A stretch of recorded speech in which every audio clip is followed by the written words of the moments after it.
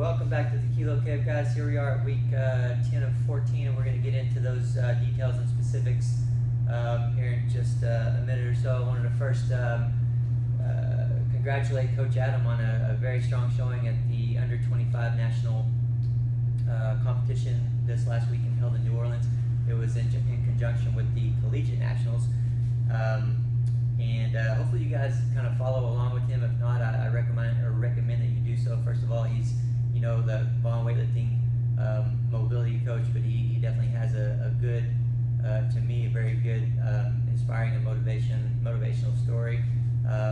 He started off with really struggling position and mobility wise, and he's really dug into the mobility aspect of it, and he's really changed himself and continues to progress because of that. He still puts a lot of time into it, and obviously he's the Vaughn weightlifting mobility coach, so he really has a talent for helping others with that information, and he really learned that from applying that to himself. But all that work that he's putting in that regard is definitely paying off.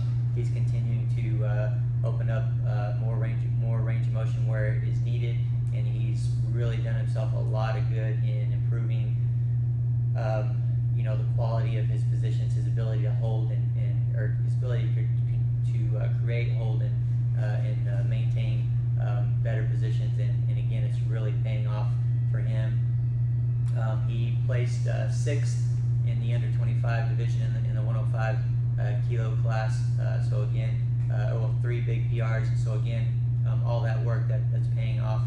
And I want you guys to make sure that you're paying attention to that as well, because most people just they don't and they won't, and it's something that will kind of continue to hold them back. I think most people struggle at least somewhere, if not a lot, with positions because of mobility, and that can really completely hinder your overall potential. Adam will even take it as far as doing something necessary in competition. This past competition, he went 3 for 3 in the clean and jerk. He had a PR in the second attempt, and then a big PR on his third attempt. And what he did between those competition attempts and through his warm-ups, where he was willing to open up his T-spine, right there in front of everybody. And again, most people won't do that. A lot of times in competition or in training, he's a little bit soft with his elbow, so he'll press it out, or he would miss it before because it wasn't locked out. But at this particular competition, it's something that we stayed on top of. He would notice it, or he would feel it as he was warming up, or I would notice it as he was warming up, and so that allowed him to say, hey, I need to do this that I normally do in training between some of my sets. I noticed that it helps me in training be more solid, so I'm going to go ahead and do that in competition, and it made a huge difference. In fact, if it wasn't for that, he may not have made the lifts that he did. So that being said, hopefully you guys are getting in the recovery section of the program. Obviously, Coach Adam puts that together, and that's a general program that will help you so much recover and open up range of motion as needed. The warm-up section of the program, there's a lot of mobility and exaggerated positions that will help you so much there as well. But also make sure that if there's anything specific on an individual basis that you struggle with, be willing to put extra work in that regard, and don't be afraid to do some of that between your warm-up sets or between your competition attempts, to an extent, even at a competition. I think a lot of people will look down on that a little bit of that in regard to, hey, you shouldn't really be doing mobility between heavy competition attempts, and to an extent in some areas I might agree with that, but again, at the same time, if you are for Coach Adam, for example, if that allowed him to make those lifts and to make them more solid, then I just don't see anything wrong with it.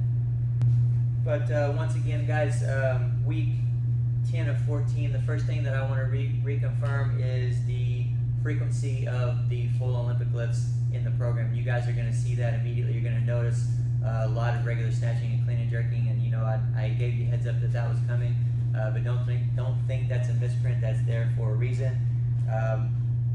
what I want to make sure of is that you guys know and have confidence that you are ready for that frequency.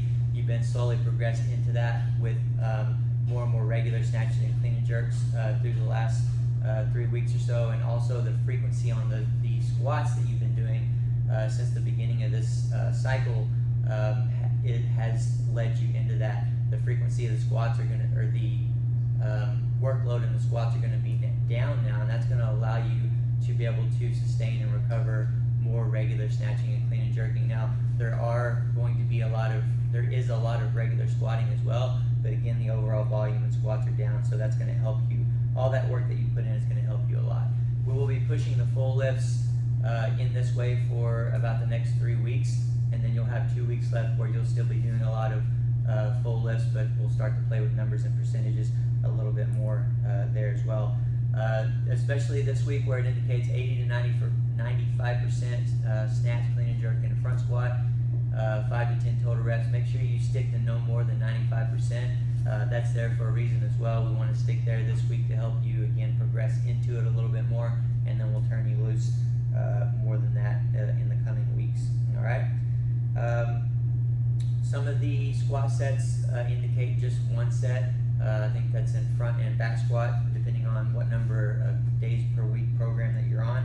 But that's not a misprint either. Just the one set that's going to help. It's there to help you recover and stay stimulated with that specific movement.